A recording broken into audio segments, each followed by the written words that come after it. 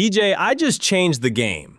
Again. Last year, the DJI Neo proved that you don't need a massive controller to get great shots. But it had one major flaw. It was basically a flying brick that couldn't see what it was about to hit. It's faster, smarter, and most importantly, it finally has eyes. Today, we're breaking down every single difference between the original Neo and the new Neo 2 to see if this is truly the ultimate palm drone for your pocket.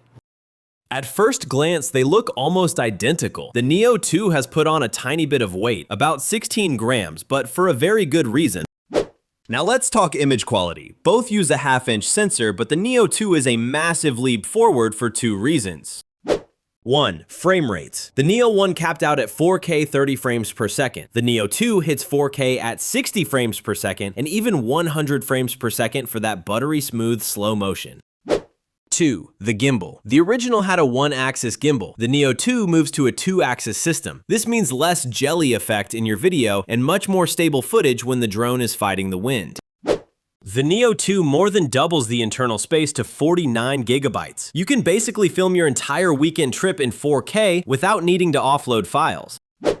And check this out, the Neo 2 has a tiny onboard display. No more guessing which quick shot mode you're in. Just click the button, see the icon, and launch.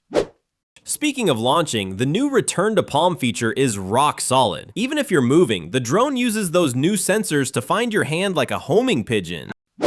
Flight time is roughly the same, about 19 minutes, but the tracking speed has been boosted. The original Neo topped out at 8 meters per second. The Neo 2 hits 12 meters per second. If you're a cyclist or a runner, the original Neo might have struggled to keep up. The Neo 2 is built for the chase. So which one should you get?